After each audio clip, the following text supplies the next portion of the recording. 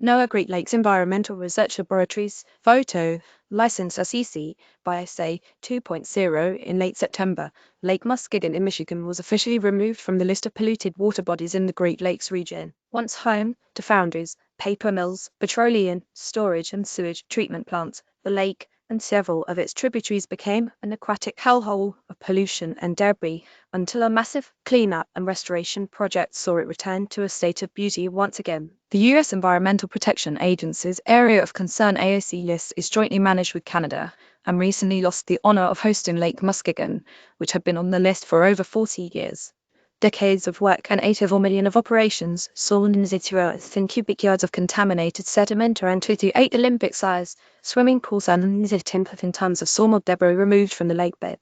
On October 1st, local community and cleanup leaders joined with government officials on the shore for a celebration. This location, which is now home to parks, festivals, cruise ship docks, fishing and recreational enjoyment, was once an industrial scrapyard as recently as the 1970s, said Muskegon Mayor Ken Johnson.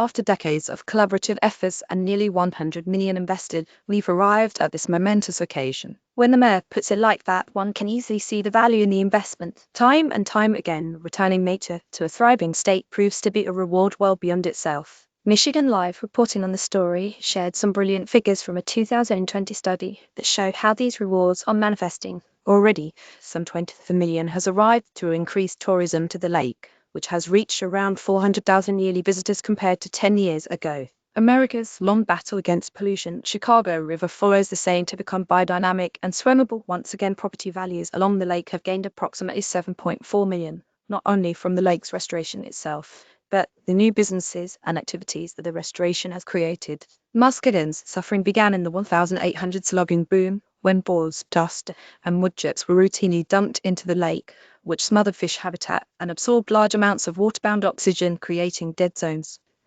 Chemical pollution from heavy industry followed, and sewage from the treatment plants caused algal blooms, which further degraded the habitat for plant and aquatic life of any sorts. More big cleanups. China achieves excellent water quality in 90 rivers and lakes, now looks to improve whole ecosystems. In 1980, Muskegon was put on the AOC, and local non-profits began seeking funding for a massive project to reverse the seemingly terminal decline. 67 million of the funding came from the Great Lakes Restoration Initiative, a bipartisan federal program, while another 14 million came from a mixture of state, local, and private sources. Clean up your friend's social media news feed with this great story.